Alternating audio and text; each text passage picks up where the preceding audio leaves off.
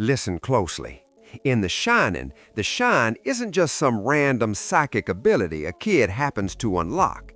It's described as a tangible supernatural substance called steam. That force is directly connected to the untouched innocence of children.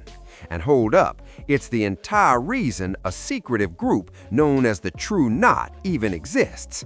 They don't simply track gifted kids, they deliberately terrorize them to refine their fear and extract every last drop of that steam. But what if I told you this isn't just cinematic horror? On the surface, the shine feels symbolic, but the reality underneath is far darker than most people are willing to admit. Today, we're decoding The Shining and Dr. Sleep to uncover what these films may actually be revealing. Once you recognize what the shine and steam truly represents and how it mirrors real-world themes, you'll never watch these stories the same way again. The Overlook Hotel, the real target was Danny. Released in 1980, The Shining follows Jack Torrance, a writer who accepts a winter caretaker job at the remote Overlook Hotel. But listen, this wasn't employment, it was orchestration.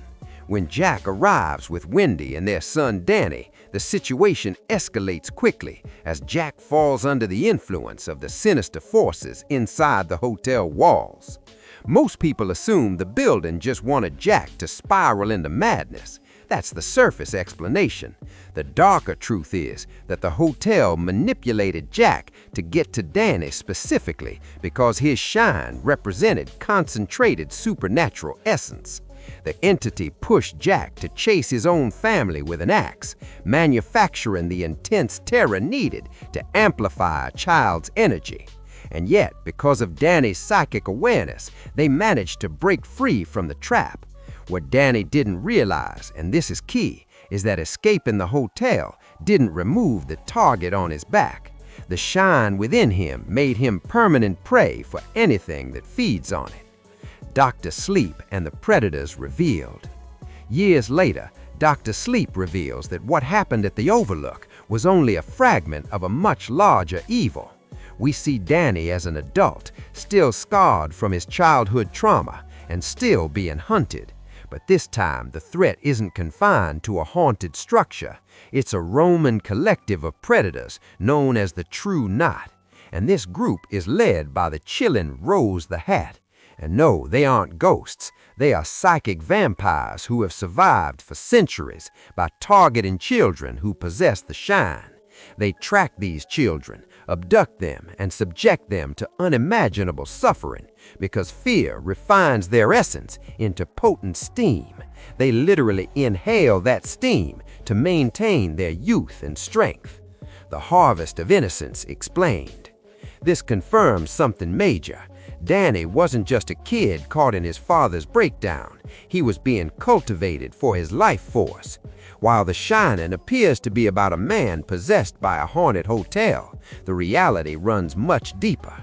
At its core, it's about an evil force that preys on the innocence of children as a literal source of power. In Dr. Sleep, that same evil evolves from a single location into a network of powerful psychics surviving off steam, the life force of children who carry the shine. And don't get it twisted, it's the same entity behind both stories.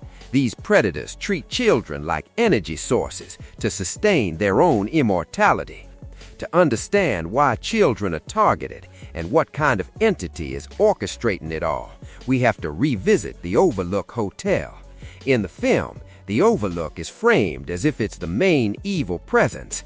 Many believe it simply selected Jack to lure Danny in. But you won't believe this. The final frame of the film quietly tells a much bigger story. That closing 1921 photograph reveals the true force behind the hotel's corruption and why children are central to its mission. Look closely at Jack's posture in that image, one arm raised upward, the other arm lowered downward. That stance mirrors the as above, so below gesture associated with the Baphomet pose. And this is where things get unsettling. Baphomet is often depicted as a horned deity, sometimes called the Sabbatic goat. Many interpretations link it to ancient figures like Moloch and Baal, deities historically connected to child sacrifice in exchange for prosperity and power. In ancient belief systems, followers of Moloch and Baal viewed youthful life force as the most potent energy in existence. They believed sacrificing innocence secured wealth and influence. Baphomet is seen by many as a modern symbolic continuation of those same entities. By ending the film with Jack frozen in that pose, the message becomes clear. He wasn't simply overtaken by a building. He was under the influence of a dark god that turned the hotel into its temple. He was drawn there to sacrifice Danny to Baphomet. And listen, the film even shows the moment Jack makes that bargain. It happens in the lounge when he reaches his lowest point. He's sitting alone at an empty bar saying he'd give anything for a drink. God, I'd give anything for a drink. I'd give my goddamn soul, just a glass of beer. In occult symbolism, words carry power. That statement functioned as an invitation. Immediately after he offers his soul, the room transforms, lights blaze on, elite guests appear, and Lloyd the bartender, the entity's representative, stands there with a drink ready. He's there to present Jack with an exchange, Danny's soul in return for what Jack desires most.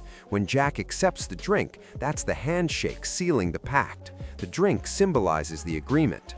Notice how Lloyd tells him money is meaningless there. No charge, Mr. Torrance, no charge, your money's no good here. Orders from the house. Inside that temple, cash has no value. The only currency that matters is the shine.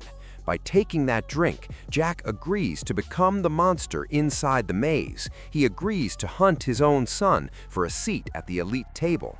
But because Danny escapes, Jack fails to deliver the offering. Since he can't provide Danny's soul, the entity claims his instead. That's why he's trapped in the 1921 photograph. He didn't just become a ghost, he became property of the deity he tried to serve. Both The Shining and Dr. Sleep were adapted from novels by Stephen King, one of the most famous horror writers ever. In my previous breakdown of his son's film, The Black Phone, we talked about recurring themes in these stories.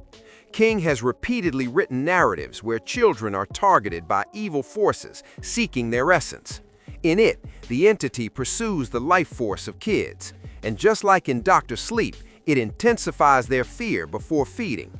Pennywise terrorizes victims to amplify their panic. He keeps them in his lair while he slowly consumes them. While the film adaptation shows imagination defeating the monster, the original novel contains a far darker conclusion. In the book, the teens perform a controversial ritual of bonding to overcome the entity. I can't describe it here without risking the platform. If you're curious, research how the Losers Club defeated it in the novel, but brace yourself. The scene was so disturbing that it was removed entirely from the films, yet it reveals the unsettling tone of these narratives. Ask yourself why a globally celebrated author repeatedly centers stories on youth confronting exploitation through ritualistic themes. This is the same writer who once publicly dismissed certain client lists as fantasy. Even his son's film, The Black Phone, follows a similar structure. At some point, we have to question recurring themes, especially when fiction fixates on harvesting innocence while real-world accusations are waved away. Fiction as a shield. But we have to zoom out beyond individual stories and look at the larger framework. Why is this theme of harvesting youth embedded so deeply in entertainment? By presenting these horrors as fiction, the powerful condition audiences to dismiss the concepts as fantasy. A terrifying reality, the extraction of life force, gets wrapped in a cinematic package. So when real scandals break and isolated islands are exposed, many people instinctively compare them to movies and brush them off. That becomes the ultimate shield. Reveal the truth through entertainment so it feels unbelievable. When you step back and see how often this theme repeats, it stops looking random. It feels coordinated. The elites symbolized in the 1921 photograph resemble the same power structures funding major studios. The imagery, ritual poses, secret gatherings, predatory networks appears deliberately placed. Some believe they subscribe to a philosophy that they must disclose their actions symbolically before carrying them out. With ongoing revelations, the line between fictional evil and real-world scandal feels blurred. The true knot may be portrayed as psychic nomads, but symbolically, it reflects a global system operating behind glamour and distraction. The Shining introduced the concept, Dr. Sleep reinforced it, and recent controversies intensify the parallels. The target is steam, the generative essence of youth. The goal is to disguise it all as entertainment, but once you see the blueprint, you can't unsee it, just like we discussed with the black phone. If you want the full connection, check out my breakdown of that film. And if you appreciate unfiltered analysis that challenges mainstream narratives, hit like and subscribe to join the conversation. Thank you for watching. I'll catch you in the next one.